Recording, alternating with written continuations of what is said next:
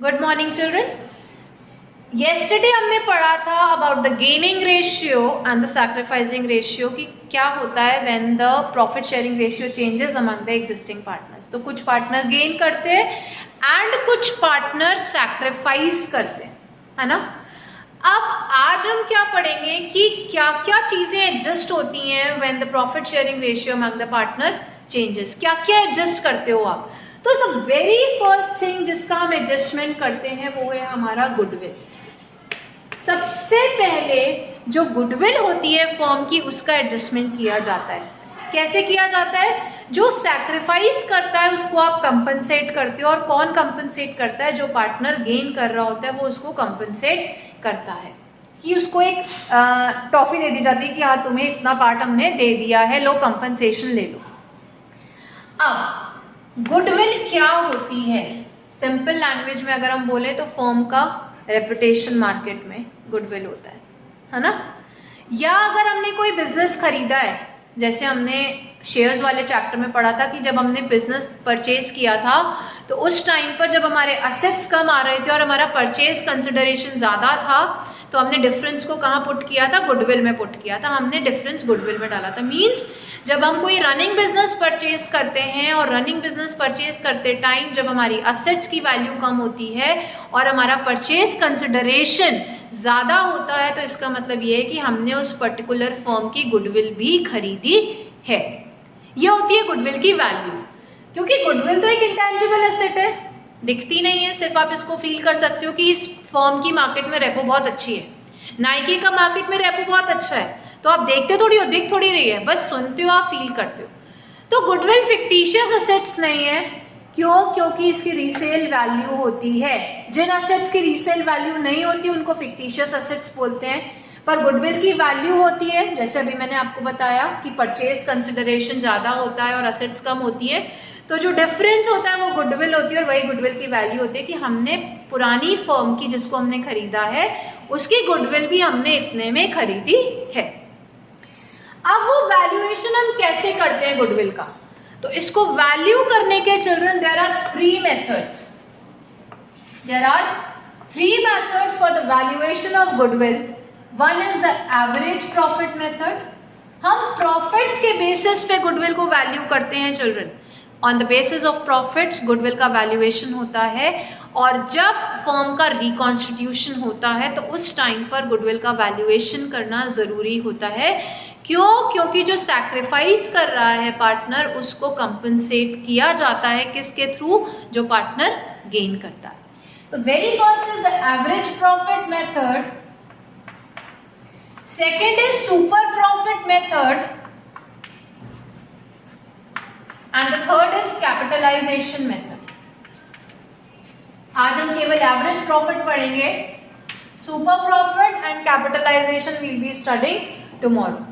तो क्या होता है capitalisation method, super profit method और एवरेज प्रॉफिट मेथड? सब चीज में गुडविल निकलती है और गुडविल निकलती है number of years of purchase के हिसाब से। अब ये number of years of purchase क्या बला है, तो पहले देखते हैं फॉर्मूला क्या होता है।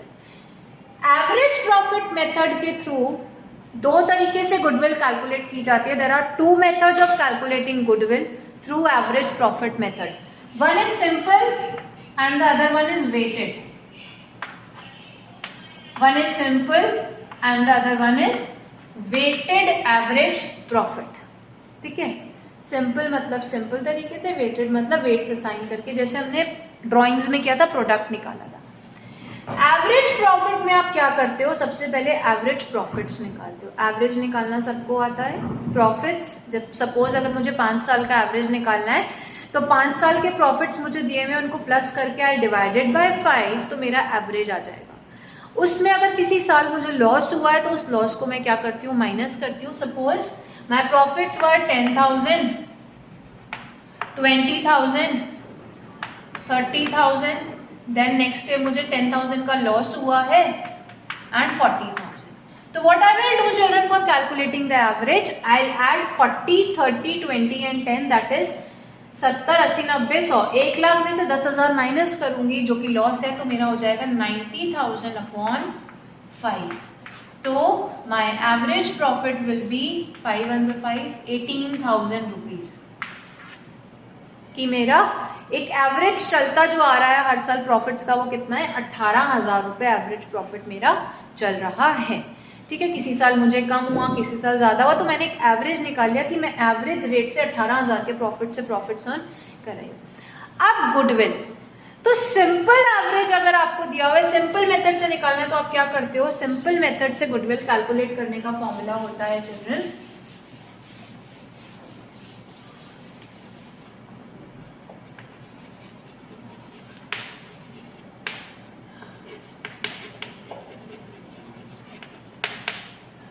एवरेज प्रॉफिट,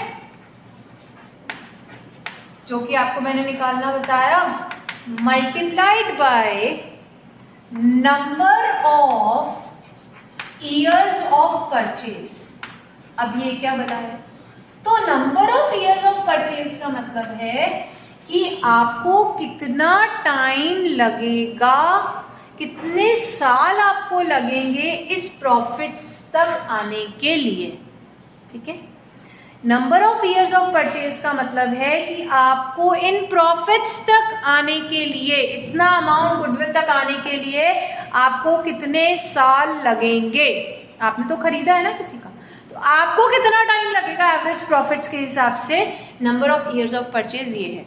तो जब आप सिंपल एवरेज मेथड से गुडविल कैलकुलेट करते हो तो फॉर्मूला होता है goodwill is equals to average profit multiplied by number of years of purchase. जैसे फॉर एग्जाम्पल अभी मैंने बताया था 90,000 वॉज माई एवरेज प्रॉफिट, तो 90,000 was my profit upon 5, 18,000 was my average profit and number of years of purchase आपको question में given होगा, it could be 1, 1.5, 2, 2.5, 3, suppose it is 2, तो I will multiply it by 2, my value of goodwill will B 36,000। ये firm की goodwill आती है, किसी partner की गुडविल नहीं आती। This is the value of the goodwill for the firm. अब कभी कभी क्या होता है चिल्ड्रन, हमने किसी साल कुछ एबनॉर्मल लॉसेस होते हैं हमको, जो कि हम माइनस कर चुके होते हैं उस साल के प्रॉफिट से, या कभी कभी किसी साल हमको कुछ एबनॉर्मल इनकम्स होती हैं जिनको हम उस साल के प्रॉफिट में ऐड कर चुके होते हैं, अब हम आके एवरेज निकाल रहे हैं। या कभी कभी क्या होता है, हमने कोई इन्वेस्टमेंट की होती है, उसकी इनकम, उसका इंटरेस्ट हमको मिलता है, तो वो हम उस साल के प्रॉफिट में ऐड कर चुके होते हैं, जबकि वो होती बाहरी इनकम है, आउटसाइड से मिलती है। तो ऐसे केसेस में आपको 3 चीजों का ध्यान रखना है किसी भी साल का प्रॉफिट निकालते टाइम। जब आप एवरेज निकालोगे तो उस साल के प्रॉफिट को आपको ध्यान में रखना है कि अगर किसी साल में आपको एबनॉर्मल लॉस हुआ है और आप वो माइनस ऑलरेडी कर चुके हो, तो यहां आप उसको उस प्रॉफिट में ऐड कर दोगे। जैसे सपोज मुझे दूसरे साल 2015 में 15,000 का एबनॉर्मल लॉस हुआ था, मैंने उसको वहां माइनस कर दिया था, तो 2015 का अगर मेरा प्रॉफिट 20,000 था, तो मैं यहाँ क्या कर दूंगी, 20,000 में 15,000 को पहले ऐड करूंगी।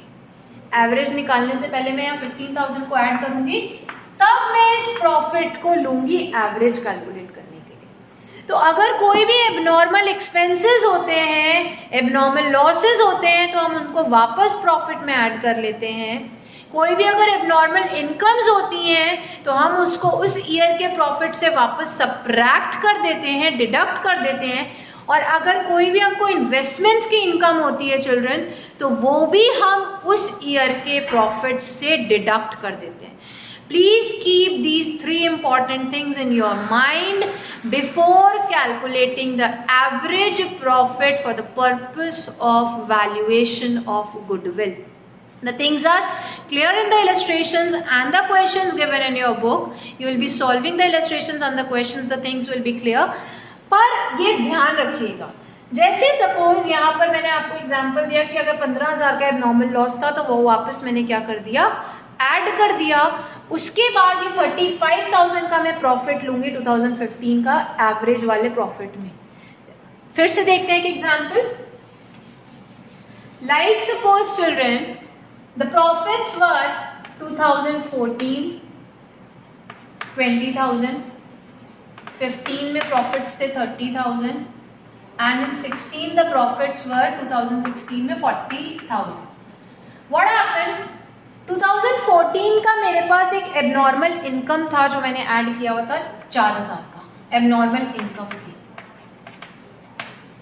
15 में एबनॉर्मल लॉस था मुझे 12,000 का, और यहां मुझे इंटरेस्ट ऑन इन्वेस्टमेंट मिला था 2,000 का।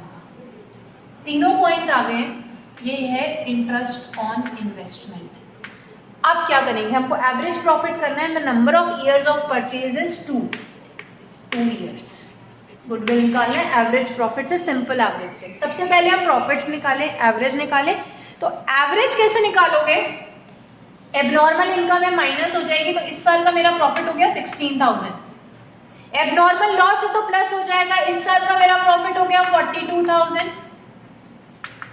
इंटरेस्ट ऑन इन्वेस्टमेंट है, बाहरी इनकम है, माइनस कर दूंगी, तो इस साल का मेरा प्रॉफिट हो गया 38,000।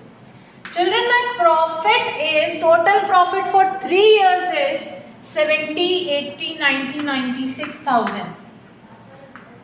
एवरेज निकालने के लिए मैं 3 से डिवाइड करूंगी, तो इट इज 32,000 रुपीज का मेरा एवरेज प्रॉफिट आया है। अभी गुडविल नहीं आई है, एवरेज प्रॉफिट आया। गुडविल कैसे आएगी, 2 years purchase of average profit, तो मेरी गुडविल हो गई 2 years purchase of average profit, मतलब 32,000 इंटू 2 दैट इज 64,000 रुपीज मेरी फर्म की गुडविल हो गई। ये होता है सिंपल मेथड से गुडविल कैलकुलेट करना।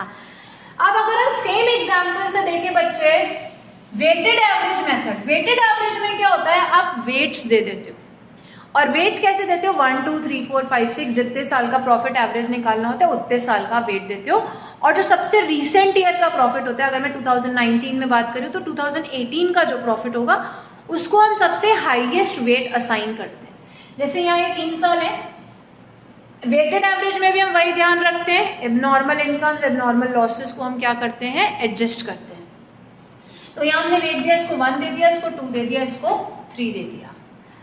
सिंपली अगर हम देखें, अभी एडजस्टमेंट्स को हम भूल जाए तो हम क्या करेंगे, इसको मल्टीप्लाई करेंगे वेट से।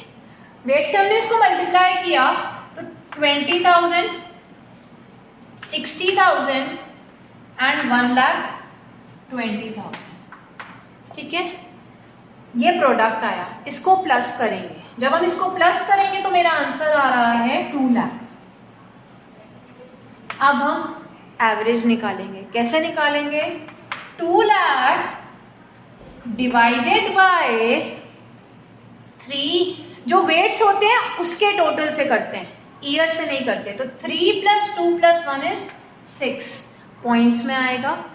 कितना आएगा बच्चे, 6 3 18, 6 1 6, 6 3 18, 2 हो गया, सॉरी 6 2 6 3 18, 6.33 ये आएगा approximately, it will be 33,333। 2 years purchase है, this is my weighted average profit, multiplied by 2 कर देंगे तो my value of goodwill will be 66,666। तो this is the way, one method that is average profit method, जिसमें 2 तरीके होते हैं। और जब भी फर्म का रिकॉन्स्टिट्यूशन होता है तो हम सबसे पहले गुडविल का वैल्यूएशन करते हैं, वो चाहे एडमिशन हो, चाहे रिटायरमेंट हो, चाहे change in the profit sharing ratio हो। तो यहाँ पर प्रॉफिट शेयरिंग रेशियो चेंज हो रहा था, उसके लिए बता दिया सैक्रिफाइस होता है, गेन होता है। और उसके अलावा हम यहाँ पर क्या करते हैं, हमने सबसे पहला मेथड पढ़ा for the valuation of goodwill, that is average profit method. So this is all for the day, children. Tomorrow we will be discussing the other 2 methods, that is super profit method and the capitalization method. Before discussing, you have to do the questions regarding the average profit method of the goodwill. Thank you, children. Thank you for the day.